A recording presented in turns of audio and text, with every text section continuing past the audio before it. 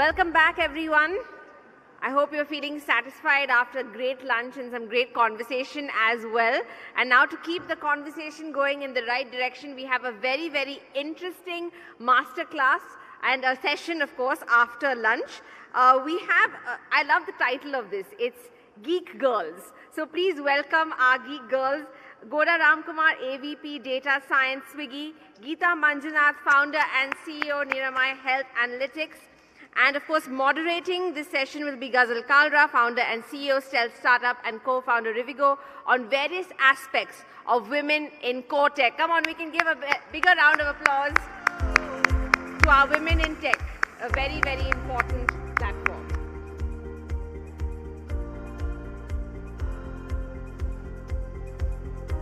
You can have a seat. Oh, well.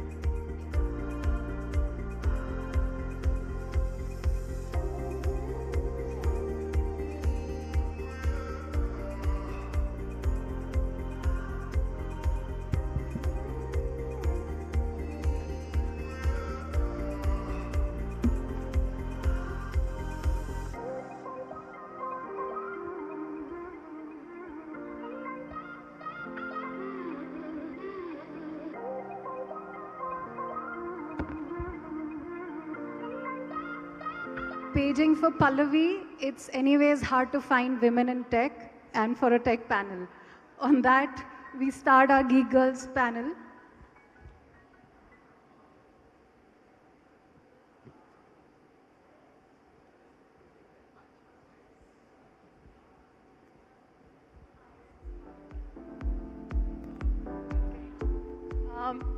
So we're having fun, are we? Was that the pledge this morning? Ladies, girls, are we having fun? Louder. You know, I wonder if you're the session after the lunch break or before. That's harder to pull off. But I'm hoping for some sugar rush now with the baked yogurt with filter coffee.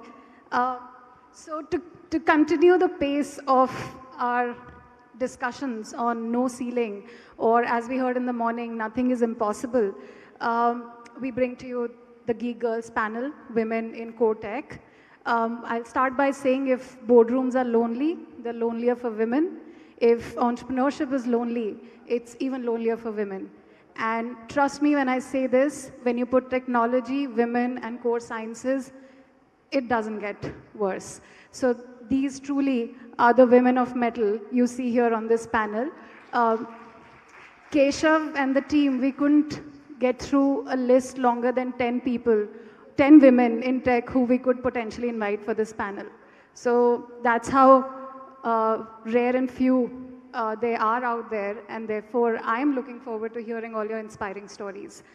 And the way I was thinking of running this is in 3 parts. The first is what got us here. The second, what will keep us here.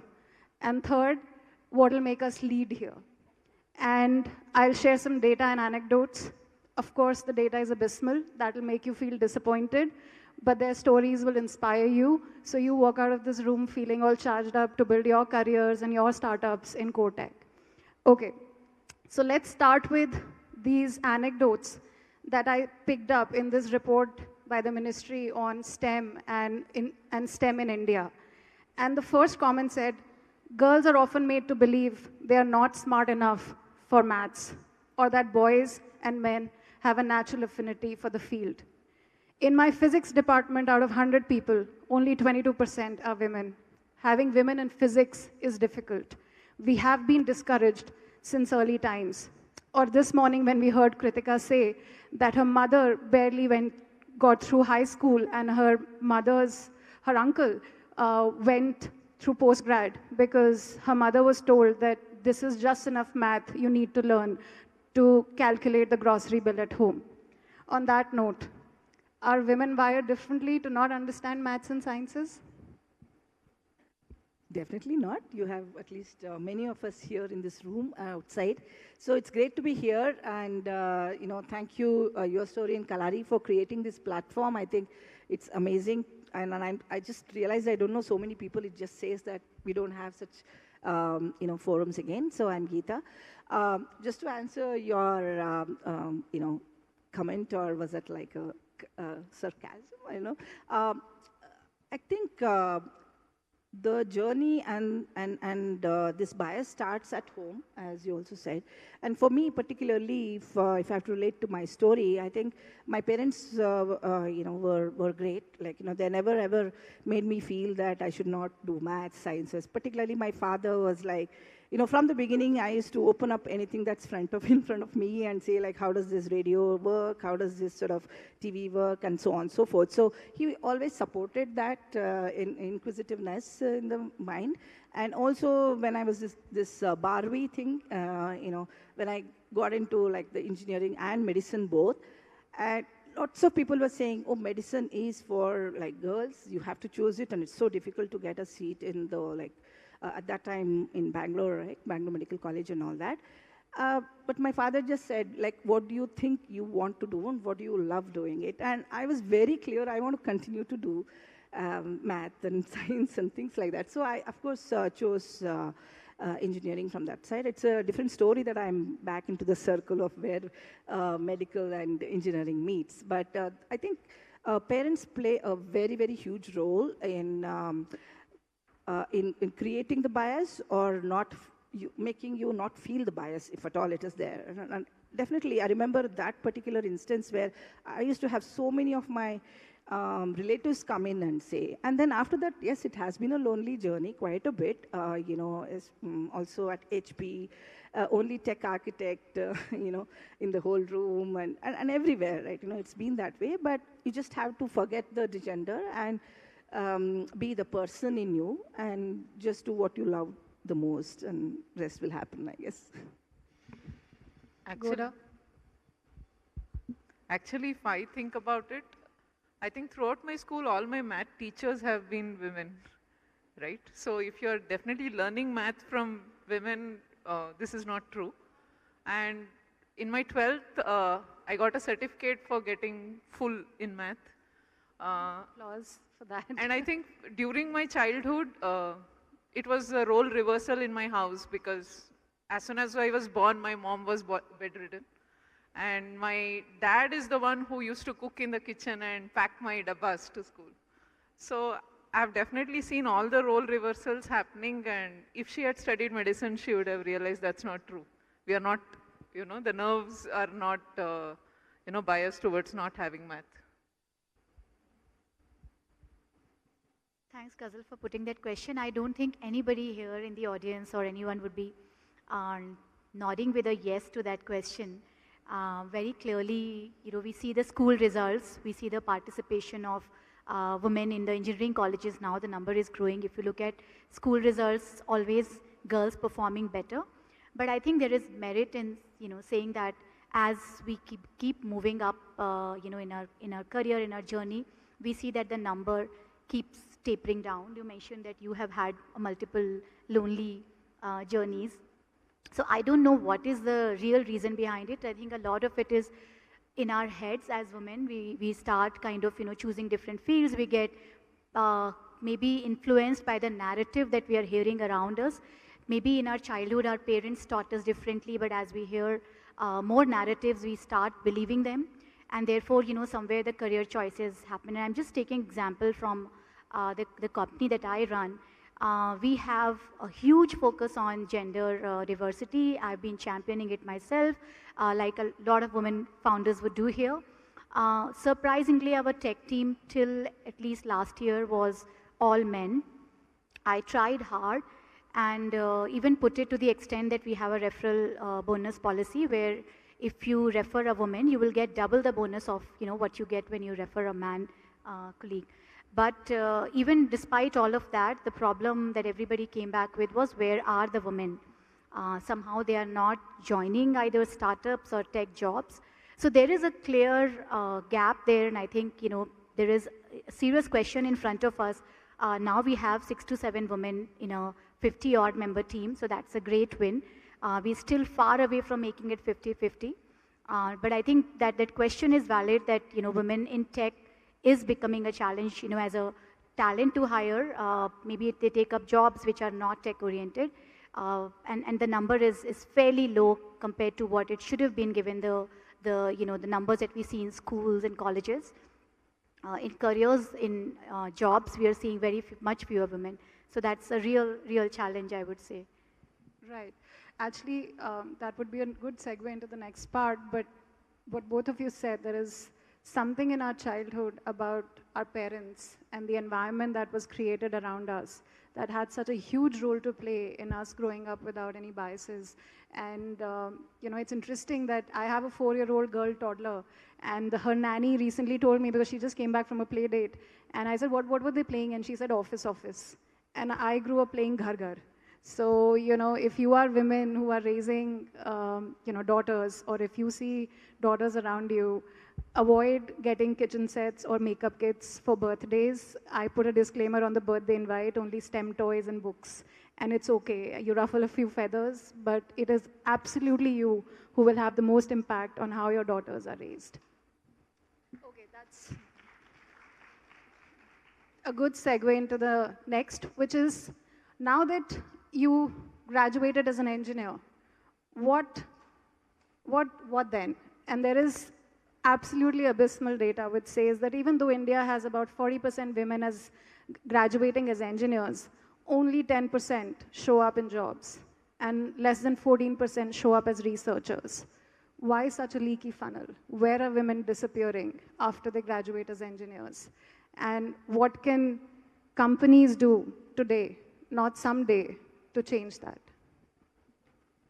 Yeah, I mean, multiple things have been tried in the last few years, and I think the situation has become better, if I can say that way, because, I remember in IAC Masters, right, we were 2 women, and many classes only I was alone, because we were taking 2 different courses and so on and so forth. So that was a time where I was not even sort of, comfortable talking to the other gender. It was as bad as that, and then we had to get out of that, right? So I think enabling people to choose the next post-graduation or the STEM as a thing, one of the things is the confidence in the person herself, right?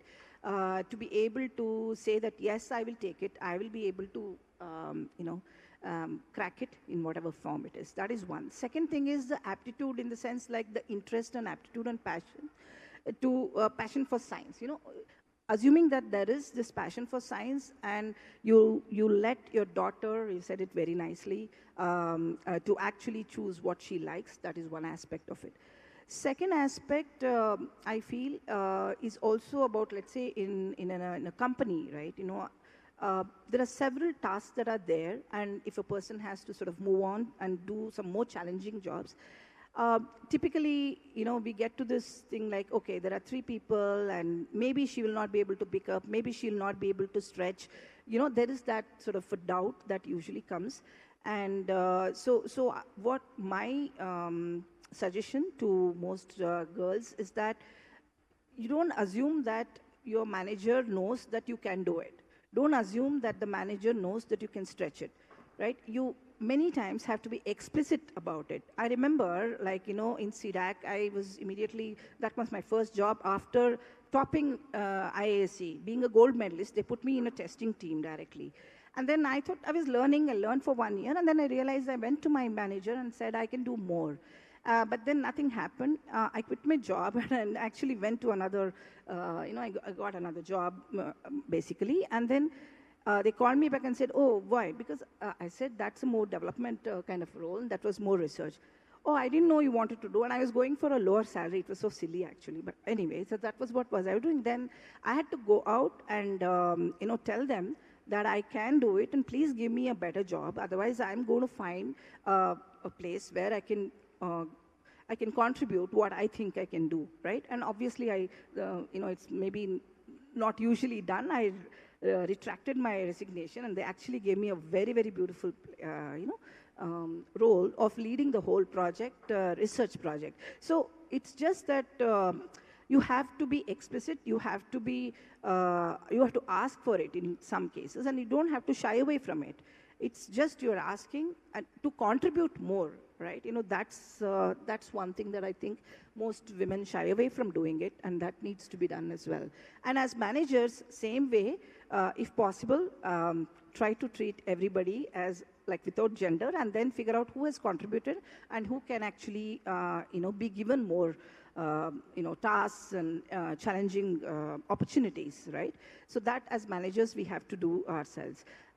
And in terms of hiring new people, right, into your company where you want to support, some of the things that we have done at Xerox and as well as here is that in the interview panel, try to have one lady, one girl, so that the person who is interviewing also feels comfortable that there will be people who will understand what's happening. So there's several of these small things, and I'm sure many of you would have tried it in your own organizations that I think is what has been happening around me.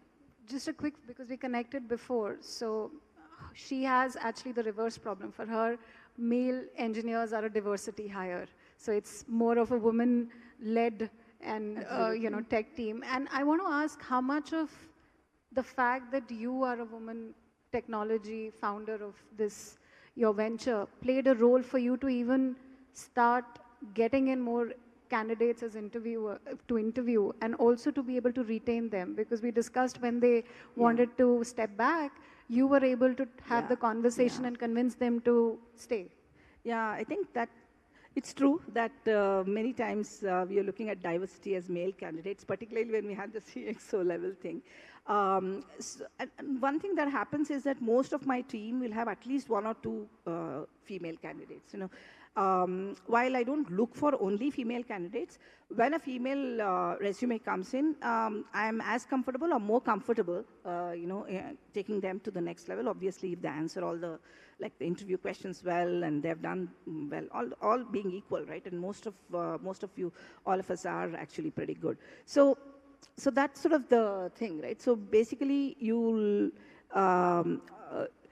if the manager is feeling comfortable of letting the resumes be floated around. There was one case, I should say. There was an engineering manager, and I had recommended one lady from my previous organization, and he was bent upon getting 2 more males for it. So we interviewed fully. We interviewed her also. I didn't want to bias. I said, you go ahead. We did the full length interview and then realized that the first candidate was herself better. And now actually I have 3 engineering managers who are all females actually. And of course the teams also have many more. Similarly, I think that's tech and same business. And of course all of our screening ops people are ladies. Yeah, and yes, and there are some situations where people have kids and people have, constraints to take care of family. And they have actually told the HR they'll put down the papers and things like that. And typically I have a one-on-one conversation trying to understand what is their problem. And you can accommodate small changes. Maybe you can let them go to part-time, why don't you spend next 2 months, 75%, 50%, but try and do these things. It's not like you're measuring the number of hours, but they feel less guilt of spending some part of their time for personal work, right?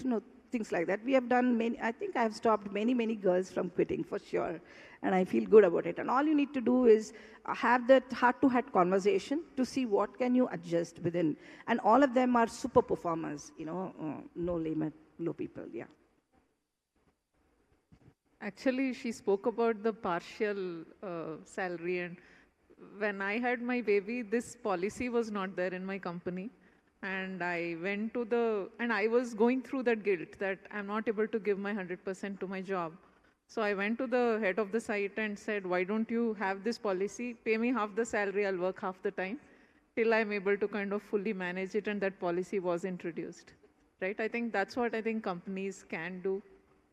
In order to just, if you are through that phase and you come out of it successful, that actually leads to a longer career, because that's the major point where the drop-off happens.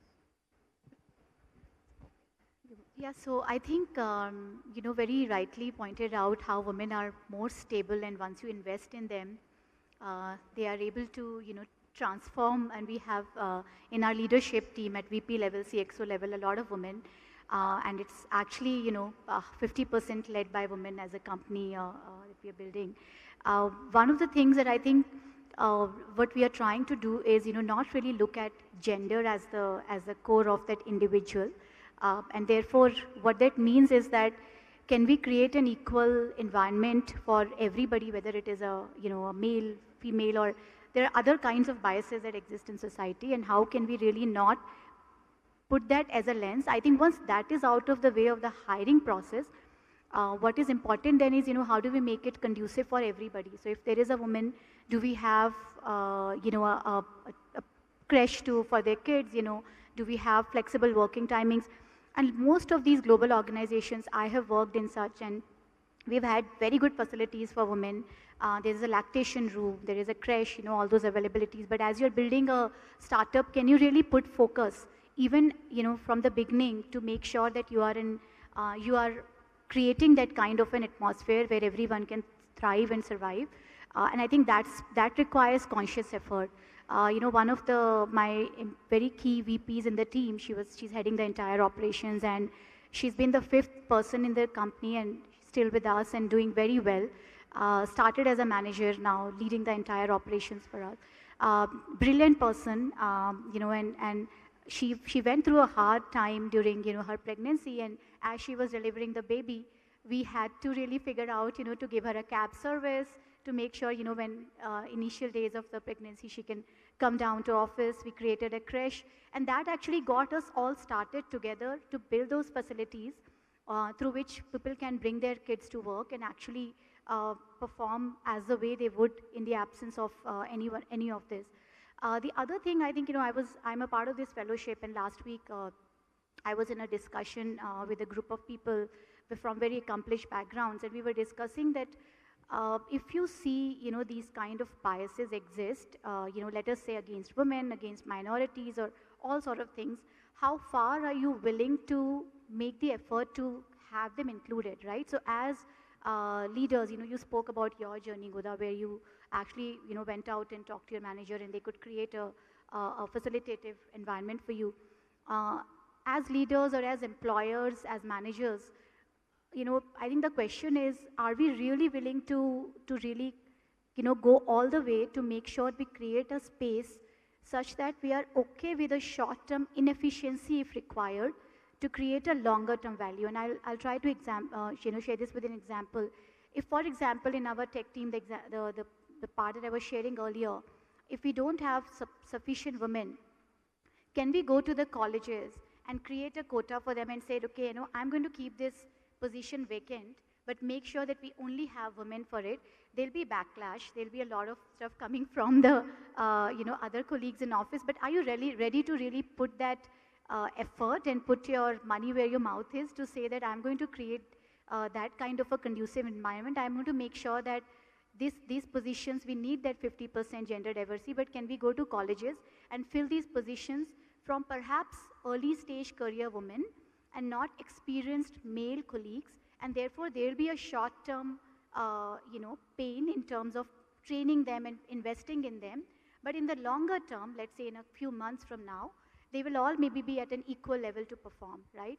And I think that's where the change will start happening, where we are all taking charge and saying we go beyond what is happening in terms of, different kind of flexible working policies, but actually taking such drastic measures to make more women included in workplace.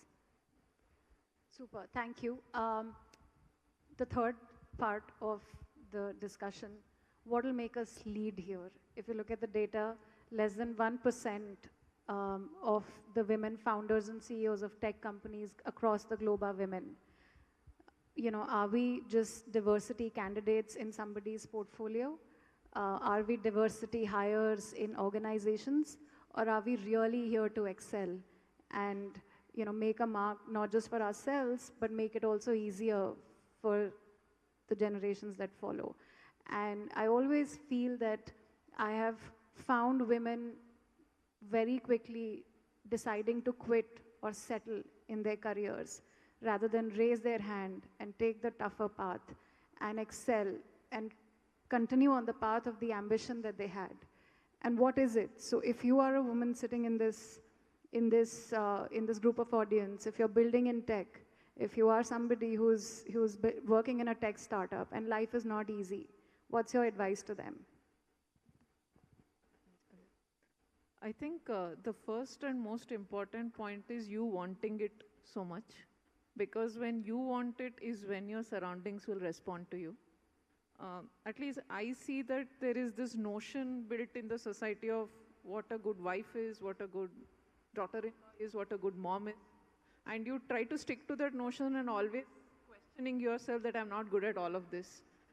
I think the better thing is to accept what you're good at and what you can't excel at, and then the surroundings will respond to you. I think that's the first and most important step. And second is, I think also the nature of overcompensating that you might do at work. It's okay to say no to a meeting when you can't make it, but it's also as important to add value in that meeting that it gets rescheduled because of you, right? I think Yes, both of that is important. Both of you will have similar points because you've discussed. In the interest of time, I have 2 questions for you. First, is Swiggy delivering faster than Zomato? I know she's sitting there and you're asking me this. And the second question is, what's your geek guilty pleasure? The most geek guilty pleasure? Actually, my guilty pleasure is not geeky. I love dancing. Oh, that's fantastic. And you? Geek guilty pleasure? Singing. What's geek? Nothing geek about it. Okay, and I also watch some stupid movies. You know, when I have nothing else to do, just sort of lay down in front of the TV, and I'm actually thinking something else, but I'm just getting lost with some stupid movie. Yeah. And Pallavi, you? You know, I'm just trying to understand what does it mean, but The most geeky thing you indulge in? okay. I don't know if it's geeky enough, but during lockdown, I picked up an instrument. I always wanted to learn a stringed instrument. And I actually went through a very coded mathematical way of doing it, where I had Excel sheet to really prepare my chords and, and that's a ukulele, which I play. And I think that really helped me. Everything, if you ask me, it's more visual in an Excel for me than actually playing. So perhaps, we all think in Excel, our house meal plans and, children weekday plans, all of it happens on Excel. So I think that's quite geeky. We've just started thinking on Excel. Perfect. So as you can see, teach your daughters to be brave and not perfect, like your indulgence in movies and not something very geeky. But on that note, thank you so much, all 3 of you, for taking Thanks the a time lot. out, All the for best. sharing your inspiring stories with the group here. Thank you.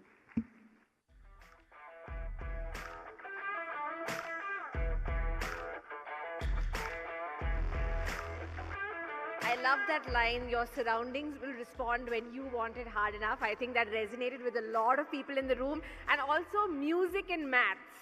I think we have to bring that together, considering the singing and the dancing. So obviously there's a connection. They say that there's a connection. Thank you so much for that. Now, we've been hearing so many wonderful stories and about so many wonderful journeys through the day-to-day. So listening to all that makes one wonder, where does all this courage come from? And you're going to get a truly deep perspective on that, because our next speaker is someone who's achieved so many things with her courage, her dedication, perseverance, and hard work. Please put your hands together for a fireside chat between Manjari Jaruhar, Advisor, Private Secretary, Industry Committee, FICCI, Advisor TCS, and former Special Director General CISS, and Neha Bagaria, Founder and CEO, Jobs for Her. Please put your hands together. This is going to be an interesting one.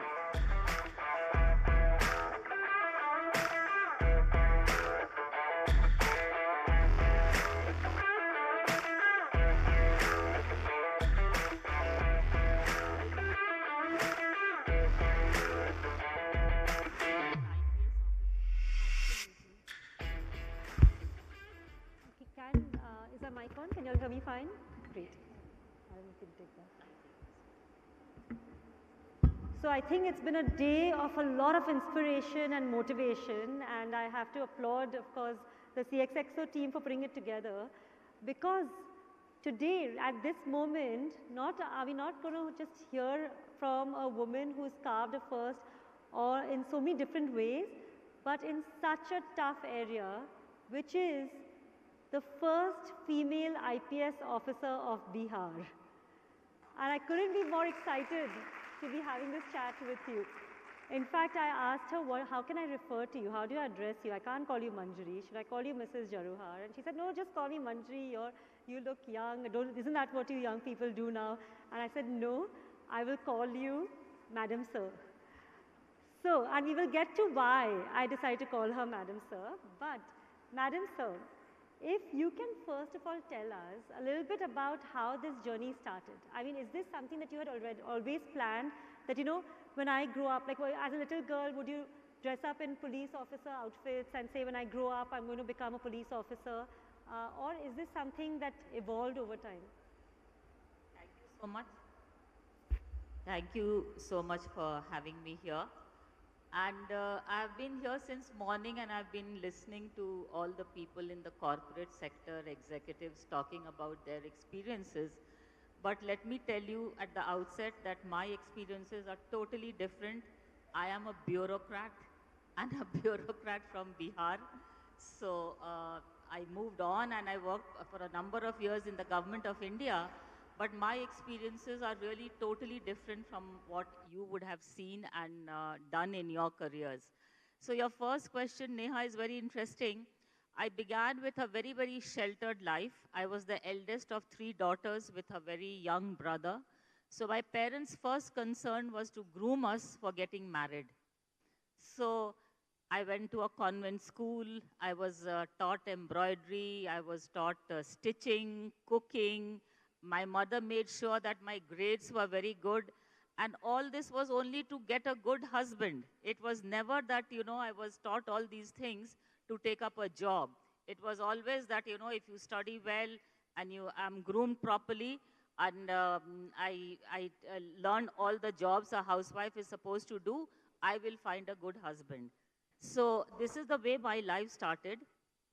I was married at a very, very young age, didn't even know why I was married so young, did not even know what my parents had planned for me. At the age of 19, I was already married. Unfortunately, briefly, that marriage did not work for whatever reason. That reason also I don't know, because my parents were the keepers of my life and they decided everything for me. Once I found that this has also not worked, then my whole approach to my life changed. I decided that it was my life and I decided to take charge of my life. And then I went to some of you who are familiar with Delhi would realize that there was this Rouse Study Circle in those days where people prepared for the civil services exam. They were called the Union Public Service Exams.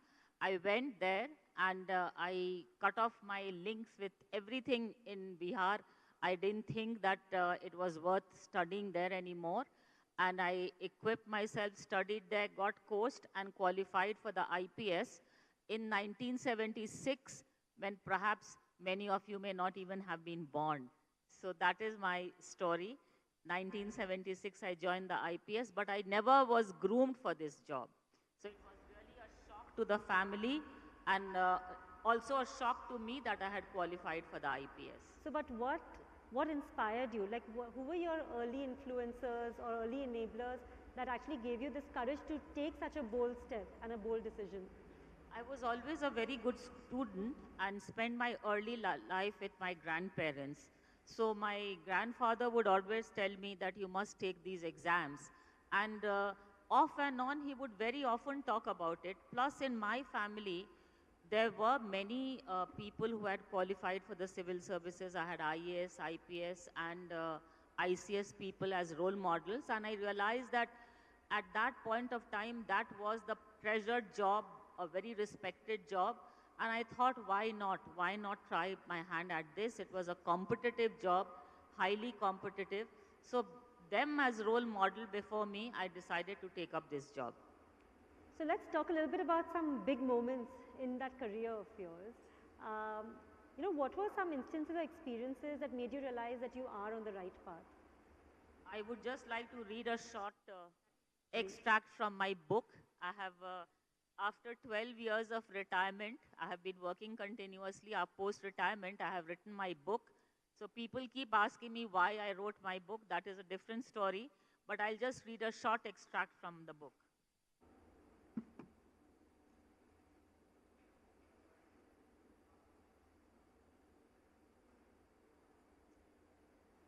And for all of you, by the way, while we are waiting for her to find that particular excerpt, there are signed copies of this book in the networking area, so make sure you get your hands on them.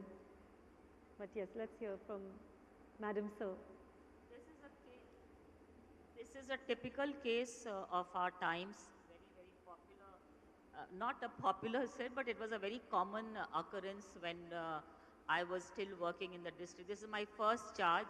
If anybody is from Bihar, I was posted as ASP Danapur. And one early in the morning, I received a message that a body was being taken towards the river under Behta police station. A girl had died in her in-laws' home and they were taking the body to the river to dispose it of, either by cremating it or dumping in the water. I immediately headed for Behta, giving instructions over the wireless to the officer in charge to proceed to the river and stop them from getting rid of the body and thereby destroying the most crucial evidence. The officer in charge arrived at the river bank just in time to intercept the funeral procession. Abandoning the body, everyone ran away. When we inspected the body, we saw that the girl had suffered severe burns, so we sent the body for postmortem. Now we had another problem. There was nobody who knew about this body, and people said that the in-laws had killed her. There was nobody to complain about this girl or lodge an FIR. The girl was from another district, and I sent a team to that district to meet her parents and bring them to Behta, to bring them to the police station. The parents came bringing them with letters from their daughter written over a period of time, letters that revealed that her husband and in-laws had been constantly pressurizing her and asking her to ask for money from her father. She had written about how they would taunt and torture her. The letters spoke of a young woman's dashed dreams, of the depths of human greed and the harsh reality awaiting many girls in our country who are married off with neither education nor economic independence. So this girl came from a very poor family, and once this father tells me that they have murdered our daughter because we could not satisfy their greed for more dowry. Now, throughout my career, the plight of women, especially when they have fallen victim to their patriarchal society and cruel practices, have found a profound impact on me. Yeah. It was as if the eyes of those girls haunted me, spurring me to seek justice on their behalf. So by then I had a reputation that I was a tough officer, and I decided to pursue this case.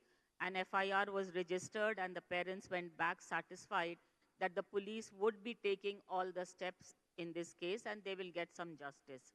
One day, to my utter shock, I realized that while I was busy preparing to fight the case on behalf of a girl whom I did not know when she was alive, but who had become so important to me in her untimely death, little did I know that in our country, waging a legal battle is not always enough. One day, the parents came to me with folded hands and started pleading with me to withdraw the case. I suspected the family of the accused was threatening them into submission. What they told me left me really stunned. No, we have come to withdraw our complaint because they have agreed to marry their son to our second daughter. So we want to put this case behind us and take them out of jail. Of course, as a professional, I could not allow the course of justice to be derailed by this devious scheme of the accused to escape punishment. All these decades later, I still remember that old man standing before me with his palms folded, tears streaming down his face, begging me not to prosecute his murderous son-in-law because he had agreed to marry another of his daughters. Always full of fiery talk about seeking justice for the downtrodden, I was numbed into silence that day. In the face of abject poverty of this old couple with unmarried daughters, I had really no words. In that moment, the IPS uniform felt meaningless. I wanted to take it off and throw it away. This was a very lasting impression on my mind, how parents of helpless girls still in those days felt that, okay, if he's ready to marry my other daughter, forget it, withdraw the case. And what do you do as an IPS officer? You feel so helpless, whether to help that man or to help that dead woman, or to help that dead woman. That is a dilemma. Or to help that second daughter now who's going to get married off to this man. And what will be her future? So, today has been a day where we've been talking about women power, right? And what you just read out, madam, and I read this in your book also, and when I read it, it obviously fills you with like a sense of helplessness, frankly, that, situation like this exists and fathers can feel like this about their daughters being such big liabilities. You are one amongst 3 daughters and you grew up in Bihar. First of all, do you feel things have changed since you encountered that story? And if not, what can we do to change this? I really don't think that in rural India things have much changed, but the law has become more stringent. At that point of time, we did not have laws to deal with death of a young woman. Today, if any woman dies, post-mortem has to be done by 2 doctors. The FIR has to be immediately registered. A new section of law was formulated by Mrs. Indira Gandhi called Section 498A, which is a non-bailable offense, non-compoundable, and it cannot be compromised also.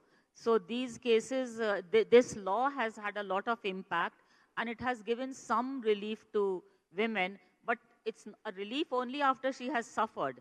That suffering of women still continues, I think, in our society. That has not gone away, I think. So on the basis of these kind of learnings that you had over so many years of your career and in a very tough place, what kind of advice would you like to give to the women who are here today? And we, of course, we are the privileged lot. We are, in a much better place than the women who you have dealt with. But each one of us still has our own struggles, our own challenges, and huge amount of biases that we are facing every day. I would say that women should never lose hope and never hold something in your heart if something has gone wrong. If something has gone wrong in your life, take it up as a challenge and get over it. Don't keep brooding. Don't keep being regretful, being distressed, trying to feel very humiliated, frustrated, in despair. Move ahead in life. For everybody, something may go wrong, but I strongly believe that one should be able to put things behind and move forward and, satisfy your inner instincts. Like many people have shared this morning, how in the initial stage they were being pushed back, they were not allowed to move forward, people were not ready to give them proper jobs, but people have gone on